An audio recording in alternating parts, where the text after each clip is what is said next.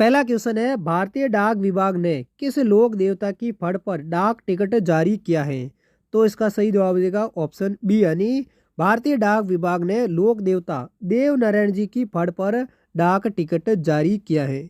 और यह डाक टिकट कब जारी किया था? वो किया था 2 सितंबर 1992 को। कब किया था? 2 सितंबर 1992 को भारतीय डाक विभाग ने लोक देवता देव नारायण जी की फड़ पर एक डाक टिकट जारी किया था। नेक्स्ट दूसरा क्वेश्चन है, बिजोलिया शिलालेख के अनुसार सांबर झील का निर्माण किसने करवाया था? तो इसका सही जवाब देगा ऑप्शन बी, यानी वासुदेव चौहान है जिन्होंने बिजोलिया शिलालेख के अनुसार सांबर झील का निर्माण करवाया था। किसने करवाया था सांबर झील का निर्माण? वासुदेव चौहान ने। नेक्स्ट अगला तीसरा क्वेश्चन है, मुड़ोत नैण सिंह ने गुर्जर प्रतिहारों की कितनी शाखाओं का उल्लेख किया है? तो इसका सही जवाब देगा ऑप्शन ए, यानी मुड़ोत नैण सिंह ने गुर्जर प्रतिहारों की 26 शाखाओं का उल्लेख किया है। किसने किया था? मुड़ोत नैण सिंह ने। अगला क्वेश्चन है, अलाउद्दीन खिलजी ने राजस्थान में सर्वप्रथम किस राज्य पर अधिकार किया था? तो इस सवाल का सही जवाब देगा ऑप्शन ए, यानी अलाउद्दीन खिलजी ने राजस्थान के रणथंभौर पर सबसे पहले अधिकार किया था। किस राज्य पर? रणथंभौर पर। नेक्स्ट अगला क्वेश्चन है, राजस्थान का कौन सा दुर्ग सबसे बड़ा लिविंग फोर्ट कहलाता है?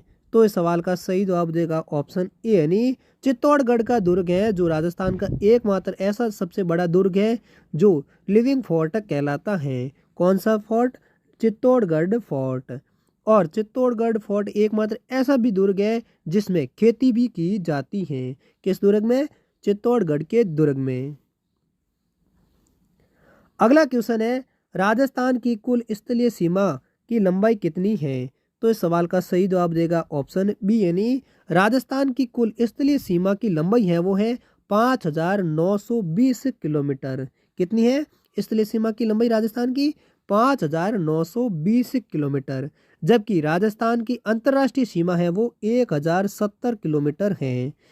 वहीं अंतर्राज्यीय सीमा की बात करें तो वो है 4,850 किलोमीटर। तो दोस्तों ये सवाल काफ़ी इंपॉर्टेंट है। अगर पूछे कि स्थलीय सीमा की लंबाई कितनी है तो वो है 5,920 किलोमीटर।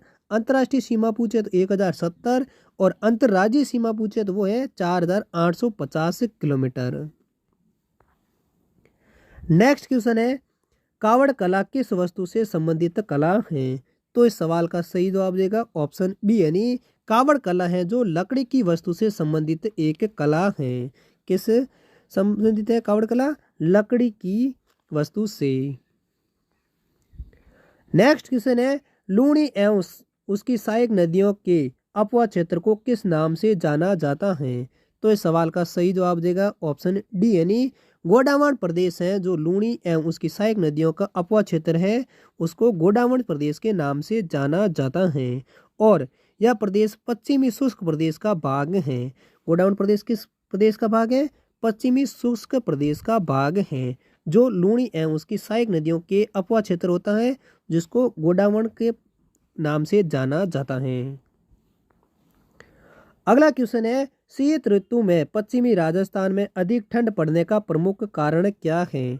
तो इसका सही जवाब देगा ऑप्शन ए, यानी शीत ऋतु में पश्चिमी राजस्थान में अधिक ठंड पड़ने का प्रमुख कारण है रेतीला धरातल होना। यानी रेत का धरातल होने के कारण ही शीत ऋतु में पश्चिमी राजस्थान में सबसे अधिक ठंड पड़ने का प्रमुख कारण है।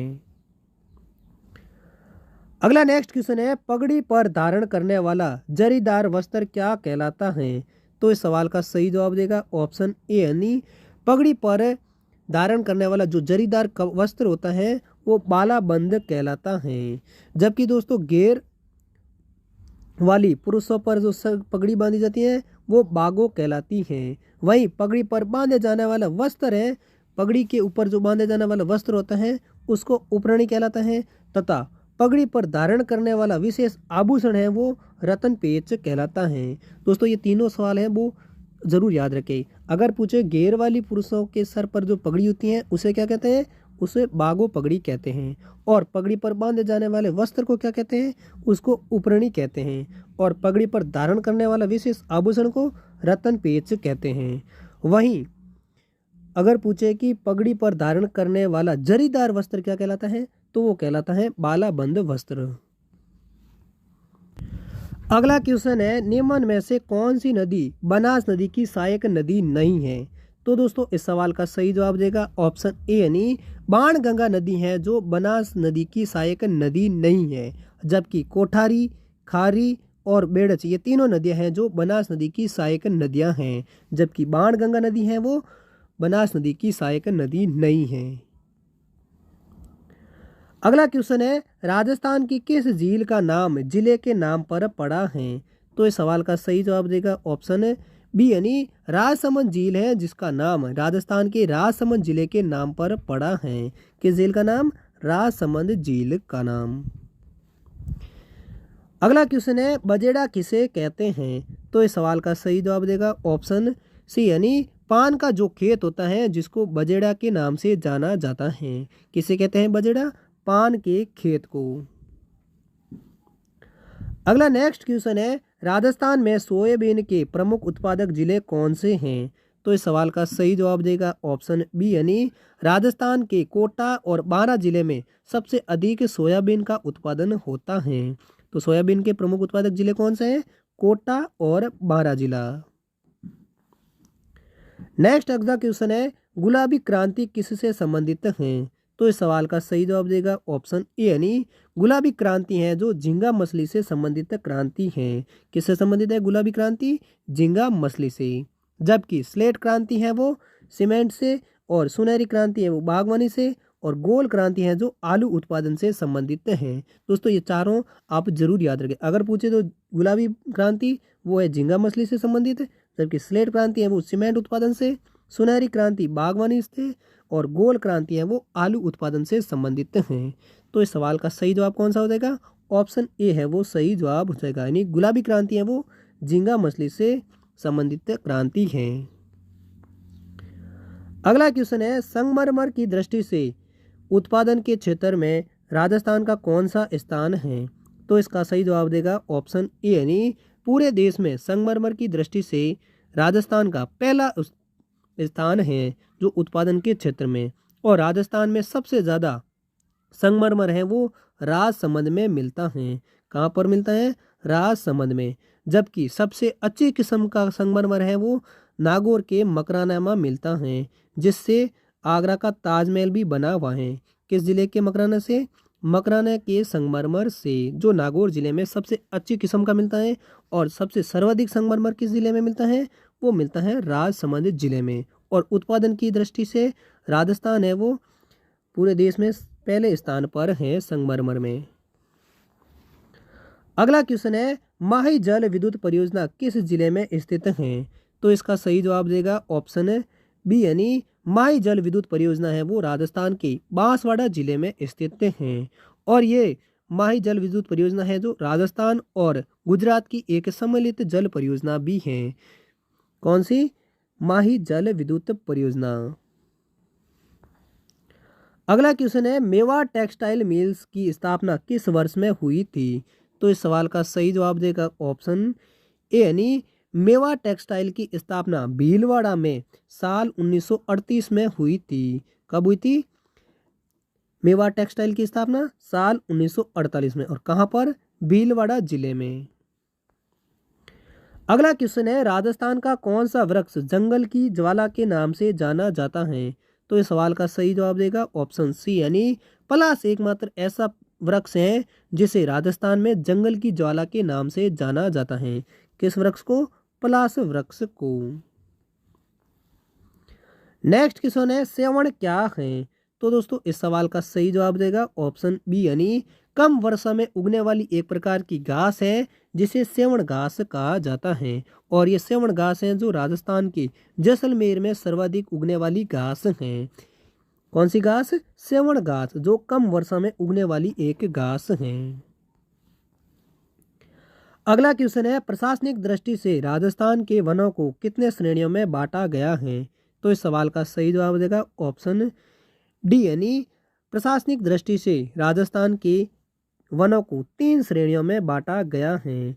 कितनी श्रेणियों में? 3 श्रेणियों में बांटा गया है। कौन कौन सी श्रेणियां? आरक्षित वन, सुरक्षित वन और अवर्गीकृत वन। ये 3 श्रेणियां हैं जो प्रशासनिक दृष्टि से राजस्थान की श्रेणियां हैं। अगला क्वेश्चन है, मुंशी देवी प्रसाद ने बीकानेर के किस शासक को राजपूताने का करण कहा है?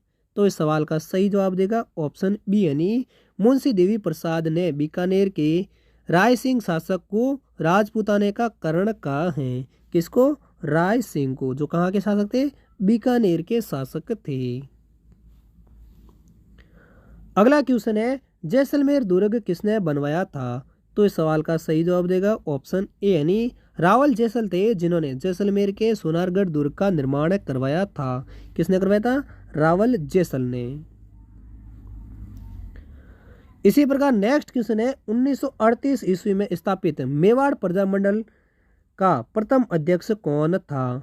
तो इस सवाल का सही जवाब देगा ऑप्शन ए यानी बलवंत सिंह मेहता हैं, जो 1938 में स्थापित मेवाड़ प्रजामंडल का प्रथम अध्यक्ष थे। जबकि भूरेलाल भैया हैं वो प्रथम उपाध्यक्ष थे। अगर उपाध्यक्ष का पूछे थे वो कौन थे? भूरालाल भैया, और अध्यक्ष का पूछे तो बलवंत सिंह मेहता। और मेवाड़ प्रजामंडल की स्थापना किसने की थी? वो की थी माणिक्य लाल वर्मा ने। कब की थी? 24 अप्रैल 1938 में मेवाड़ प्रजामंडल की स्थापना की थी, जिसके प्रथम अध्यक्ष थे बलवंत सिंह मेहता और उपाध्यक्ष थे भूरेलाल भैया। नेक्स्ट क्वेश्चन है, तलवार बंदी कर क्या था? तो इस सवाल का सही जवाब देगा ऑप्शन सी यानी साल 1960 में उत्तराधिकारी कर है, जिसको तलवार बंदी कर कहा जाता था। किस कर को? उत्तराधिकारी कर को। नेक्स्ट क्वेश्चन है, रामनारायण चौधरी के नेतृत्व में कौन सा किसान आंदोलन प्रारंभ किया गया था? तो इस सवाल का सही जवाब देगा ऑप्शन बी यानी रामनारायण चौधरी के नेतृत्व में बेंगू किसान आंदोलन को साल 1921 में प्रारंभ किया गया था। कौन सा किसान आंदोलन? बेंगू किसान आंदोलन, जिसका नेतृत्व किसने किया था? रामनारायण चौधरी ने। अगला क्वेश्चन है, अजमेर मेरवाड़ा का राजस्थान में विलय कब हुआ था? तो इस सवाल का सही जवाब देगा ऑप्शन डी यानी अजमेर मेरवाड़ा का राजस्थान में विलय सप्तम चरण 1 नवंबर 1956 में किया गया था। कब हुआ था अजमेर मेरवाड़ा का राजस्थान में विलय? 1 नवंबर 1956 को, जो सप्तम चरण यानी राजस्थान के 7 चरणों में पूरा विलय हुआ था, और अजमेर मेरवाड़ा का अंतिम सप्तम चरण में राजस्थान में विलय हुआ था। नेक्स्ट क्वेश्चन है, किस किले की आज़ादी की रक्षा के लिए वहां के ठाकुरों ने गोला बारूद खत्म होने पर दुश्मनों पर चांदी के गोले दागे थे? तो इस सवाल का सही जवाब देगा ऑप्शन ए यानी चूरू का किला है, जिस पर आज़ादी की रक्षा के लिए वहां के ठाकुरों ने गोला बारूद खत्म होने पर दुश्मनों पर चांदी के गोले दागे थे। किस किले को रक्षा के लिए? चूरू के किले के लिए। और चूरू के किले का निर्माण है वो 1739 में ठाकुर कुशाल सिंह ने इस किले का निर्माण करवाया था। किसने? ठाकुर कुशाल सिंह थे, जिन्होंने चूरू के किले का निर्माण 1739 में करवाया था।